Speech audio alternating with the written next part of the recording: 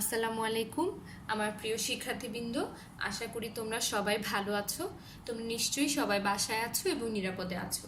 সকলেই বাসায় থাকবে এবং নিরাপদে থাকবে। সবাই স্বাস্থ্যবিধি নিয়ম মেনে চলবে, অর্থাৎ কিছুক্ষণ পর পর সাবান দিয়ে হাত ধুবে এবং সবাই পুষ্টিকর খাবার খাবার চেষ্টা করবে। জানি তোমাদের মনটা খুব খারাপ থাকে, কারণ তোমরা স্কুলে আসতে পারো না, আমরাও তোমাদের ক্লাস নিতে পারি না। তোমরা সবাই দোয়া করবে যাতে আমরা এই দুর্যোগপূর্ণ অবস্থা থেকে খুব দ্রুত মুক্তি পেতে পারি। আজকে আমি তোমাদের ম্যাথ বইয়ের অর্থাৎ গণিত বইয়ের চ্যাপ্টার 2 এবং 3 অর্থাৎ অধ্যায় 2 এবং 3-এর কিছু গুরুত্বপূর্ণ অঙ্ক নিয়ে আলোচনা করব। কারণ তোমরা অনেকেই আমাকে তোমাদের বাবা এবং মায়ের ফোনের মাধ্যমে জানিয়েছো যে তোমাদের গণিত বিষয়ে একটু বেশি সমস্যা হচ্ছে। তো চলো আমরা শুরু করে দিই আমাদের গণিত ক্লাসটি, এবং তোমরা সবাই খাতা কলম নিয়ে রেডি হও এবং আমি যেই অঙ্কগুলো তোমাদের আজকে করিয়ে দিচ্ছি সেগুলো অবশ্যই তোমরা বাসায় বেশি বেশি করে অনুশীলন করবে। আমাদের প্রথম অঙ্ক সেটি হচ্ছে পৃষ্ঠা 33 অর্থাৎ অধ্যায় 2-এর 6 নম্বর অঙ্ক। পৃষ্ঠা 33 আমি পৃষ্ঠা নম্বরটি লিখে দিয়েছি এবং তোমাদের পাঠ্য বইয়ে এটি কত নম্বর অঙ্ক আমি সেটিও লিখে দিয়েছি। আসো আমরা অঙ্কটি পড়ি, তাহলে আমরা অঙ্কটি পড়ে আমরা অঙ্কটি করার চেষ্টা করব। এখানে লেখা আছে, দেখো 6, 4, 8 এবং 0 অঙ্কগুলো মাত্র একবার ব্যবহার করে গঠিত বৃহত্তম এবং ক্ষুদ্রতম সংখ্যার পার্থক্য কত সেটা বের করতে হবে। এই অঙ্কটি খুবই সহজ, শুধুমাত্র 3টা ধাপ অনুসরণ করলে তোমরা এই অঙ্কটা খুব সহজেই করতে পারবে। সেটি হচ্ছে, তোমাদেরকে প্রথমে এই সংখ্যাগুলো দিয়ে একটা বৃহত্তম সংখ্যা গঠন করতে হবে এবং একটা ক্ষুদ্রতম সংখ্যা গঠন করতে হবে, তারপর হচ্ছে পার্থক্য বিয়োগ করতে হবে। তোমরা তো সবাই জানো পার্থক্য মানে হচ্ছে বিয়োগ করা। আসো আমরা এই সংখ্যাগুলো দিয়ে বৃহত্তম এবং ক্ষুদ্রতম সংখ্যা গঠন করি এবং পার্থক্য বের করি। আর তোমরা সবাই এও জানো যে এইখানে এই এক একটি অঙ্ক আমাদের মাত্র একবার করে ব্যবহার করতে হবে। আর এই অঙ্কটা একেবারেই সহজ। কেন, দেখো আমরা প্রশ্ন দেখি আমাদের অঙ্কের উত্তরটা খুব সহজে করে নিতে পারছি। যেমন আমরা এখানে লিখেছি 6, 4, 8 ও 0 অঙ্কগুলো মাত্র একবার ব্যবহার করে গঠিত বৃহত্তম সংখ্যা। এবার কথা হচ্ছে বৃহত্তম সংখ্যা কি, মানে হচ্ছে সবচেয়ে বড় সংখ্যা। তো এই যে 4টি অঙ্ক আমাদের কাছে আছে, এই 4টি অঙ্কের মধ্যে বলো তো তোমরা যে কোন অঙ্কটি সবচেয়ে বড়? হ্যাঁ, তোমরা নিশ্চয়ই বুঝতে পেরেছ। প্রথম বড় অঙ্কটি হচ্ছে 8, তাহলে আমরা শুরু করলাম 8 দিয়ে। এরপরের বড় অঙ্কটি হচ্ছে 6, তারপরের বড় অঙ্কটি হচ্ছে 4, এরপরের অঙ্কটি হচ্ছে 0। তাহলে আমরা আমাদের বৃহত্তম সংখ্যা গঠন করে ফেললাম। এবার আমাদের ক্ষুদ্রতম সংখ্যা গঠন করার পালা। তবে ক্ষুদ্রতম সংখ্যা গঠন করতে গিয়ে দেখলাম আমাদের 0 হচ্ছে সবচেয়ে ক্ষুদ্রতম সংখ্যা, কিন্তু তোমরা তো নিশ্চয়ই জানো যে 0 দিয়ে কোনো সংখ্যা গঠন করা যায় না। এই জন্য আমরা কি করব, আমরা প্রথমে শুরু করলাম 4 দিয়ে, তারপরে আমরা দিলাম 0, তারপরে দিলাম 6, এরপর দিলাম হচ্ছে আমাদের সংখ্যা 8। এখন আমরা কি করলাম দেখো তো, এখন আমরা করলাম বিয়োগ। আচ্ছা, তাহলে এখানে আমাদের বের করলাম হচ্ছে পার্থক্য, বিয়োগ করে আমরা পার্থক্যটা বের করলাম এবং সাথে আমরা উত্তর লিখলাম। এখানে তোমাদেরকে অবশ্যই দুটো জিনিস মনে রাখতে হবে, সেটা হচ্ছে অবশ্যই অঙ্কটির শেষে আমাদেরকে উত্তর লিখতে হবে এবং আরও একটি জিনিস খেয়াল করতে হবে, সেটা হচ্ছে তোমরা অবশ্যই সংখ্যা সঠিকভাবে বসাবে। যেমন এটা হচ্ছে একক স্থানীয় অঙ্ক, এই একক স্থানীয় অঙ্কের নিচে অবশ্যই পরের সংখ্যার একক স্থানীয় অঙ্ক বসাতে হবে। এটা হচ্ছে দশক স্থানীয় অঙ্ক, আমাদেরকে অবশ্যই পরের সংখ্যার দশক স্থানীয় অঙ্ক এটা নিচে বসাতে হবে। এটা হচ্ছে শতক স্থানীয় অঙ্ক, আমাদেরকে অবশ্যই এটার নিচে শতক স্থানীয় অঙ্ক বসাতে হবে। এটা হচ্ছে হাজার, এই হাজার স্থানীয় মানের নিচে অবশ্যই আমাদের পরের সংখ্যার হাজারের যে সংখ্যাটি আছে সেটি হচ্ছে আমরা বসিয়ে অঙ্কটি আমরা বিয়োগ করে বের করব। আশা করি তোমরা অঙ্কটি বুঝতে পেরেছ। এবার আমরা আমাদের সেই একই পৃষ্ঠার অর্থাৎ পৃষ্ঠা 33-এর 12 নম্বর অঙ্কটি সমাধান করব। এখানে আমরা প্রথমে একটু দেখি কি লেখা আছে। দেখো, একটি পার্কে একটি বট গাছ এবং একটি পাইন গাছ আছে। 150 বছর পূর্বে গাছ দুইটির বয়সের যোগফল ছিল 2961 বছর। বর্তমানে পাইন গাছটির বয়স 1432 বছর। 200 বছর পরে গাছটির বয়স কত হবে সেটাই আমাদেরকে বের করতে হবে। তো আমাদের এখানে কিছু যে তথ্য আছে, সেখানে যে প্রথম তথ্যটি, সেই তথ্যটি দিয়ে আমরা অঙ্কটি শুরু করব। এখানে লেখা আছে 150 বছর পূর্বে গাছ দুটির বয়সের যোগফল কত ছিল। তো লেখা আছে 2961 বছর। তো আমরা এই তথ্যটি দিয়ে আমাদের অঙ্কটি শুরু করব। তো এখানে লেখা আছে 150 বছর পূর্বে গাছ দুটির বয়সের যোগফল। আমরা আসলে বের করব যে 150 বছর পরে গাছ দুটির বয়সের যোগফল কত, বা গাছ দুটির বর্তমান বয়সের যোগফল কত। আচ্ছা, পরে বলতে আমরা কি বুঝি বলতো? বেশি। পরে বললে আমাদের সংখ্যাটি কি হবে? বেড়ে যাবে। তাহলে আমরা 2961 এর সাথে আমরা 150 যোগ করব, আবারও আমরা 150 যোগ করব। দুবার 150 যোগ করার কারণ হচ্ছে আমাদের গাছের সংখ্যা এখানে 2টি। আচ্ছা, আমরা এখানে পাশে রাফ করে নিলাম, কারণ আমাদের এই অঙ্কটা হচ্ছে পাশাপাশি অঙ্ক, পাশাপাশি যোগ।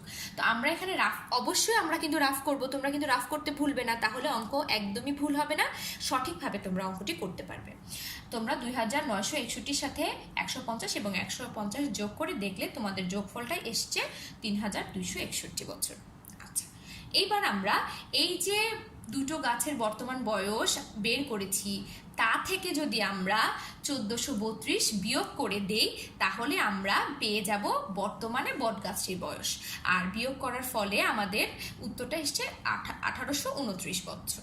আচ্ছা, অবশ্যই এটা আমাদেরকে পাশে রাফ করতে হবে। এর পরের ধাপ, 200 বছর পর গাছটির বয়স কত হবে।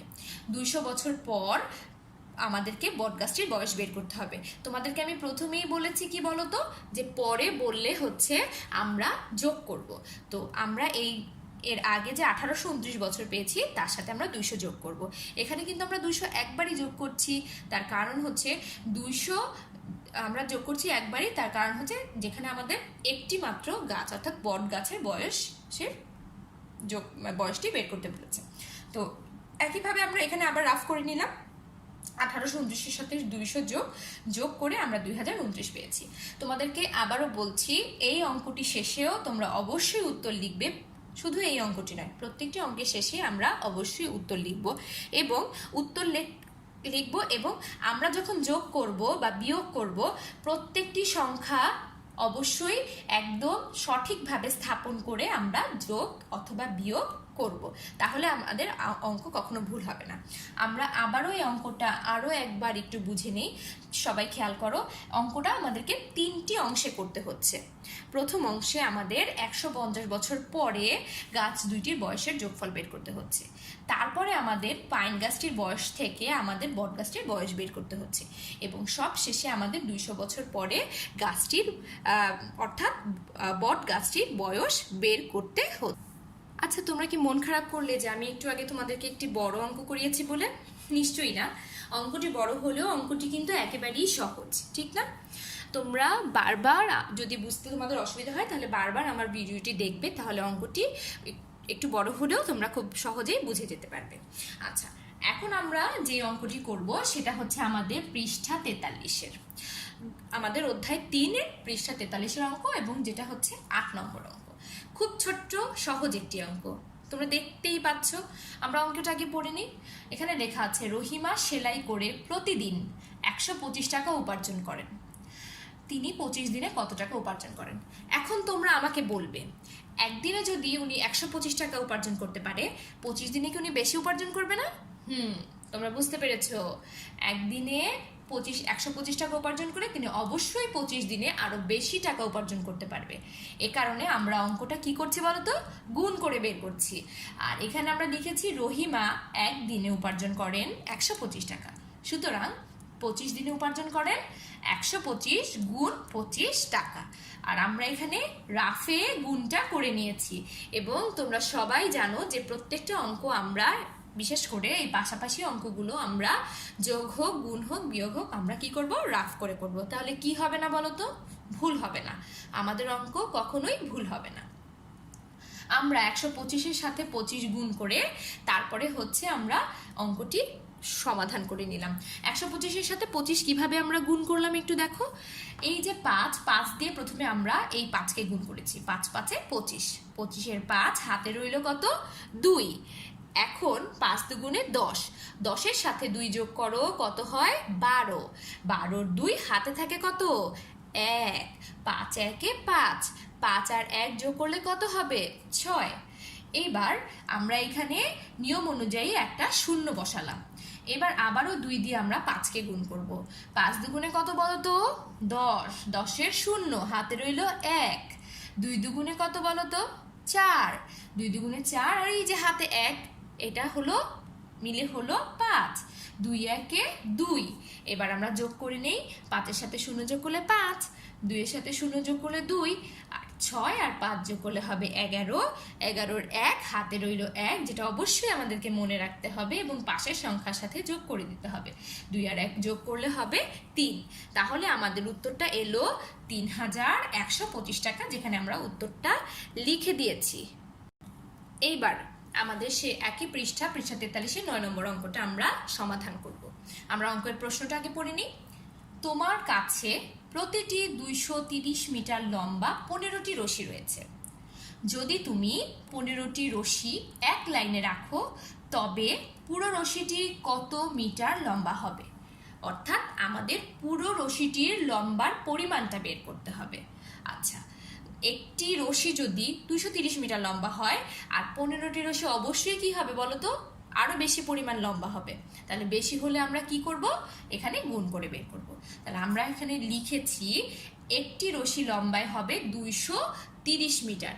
আমাদেরকে বের করতে হবে 15টি রশি লম্বায় কতটুকু। তাহলে সেটা আমরা এখানে লিখলাম যে 15টি রশি লম্বায় গুণ করলাম, গুণের উত্তরটা আসলো 3450 মিটার। এই যে আমরা রাফ করে এখানে কি করেছি, গুণের উত্তরটা আমরা বের করেছি। আর তোমরা কিন্তু রাফ করতে ভুলো না, এবং অবশ্যই সঠিকভাবে সংখ্যা স্থাপন করতে একদম ভুলবে। এইবার আমরা পৃষ্ঠা 43-এর 11 নম্বর অঙ্কটা দেখব। খুব সহজ একটি অঙ্ক, খুব সহজে আমরা এটি সমাধানও করতে পারবো। লেখা আছে, সেলিম তার মুরগির খামার থেকে 150টি মুরগি বিক্রয় করলেন। তিনি প্রতিটি মুরগির জন্য 275 টাকা করে পেলেন। প্রতিটি মানে কি বলতো? একটি মুরগির জন্য তিনি পেলেন 275 টাকা। সেলিম মুরগি বিক্রয় করে মোট কত টাকা পেলেন? এখানে যেহেতু আমাদেরকে মোট বলেছে, অর্থাৎ একটা মুরগি বিক্রি করে তিনি পেয়েছেন 185 টাকা। তাহলে একটা মুরগি বিক্রি করে তিনি পেয়েছেন 275 টাকা। তাহলে তিনি 185টি মুরগি বিক্রি করে কত টাকা পেয়েছেন সেই সম্পর্কে আমাদেরকে হিসেব করে বের করতে হবে। তাহলে আমরা একটু হিসেবটা করি। একটি মুরগির জন্য পেলেন 275 টাকা, সুতরাং 185টি মুরগির জন্য পেলেন 275 গুণ 185 টাকা।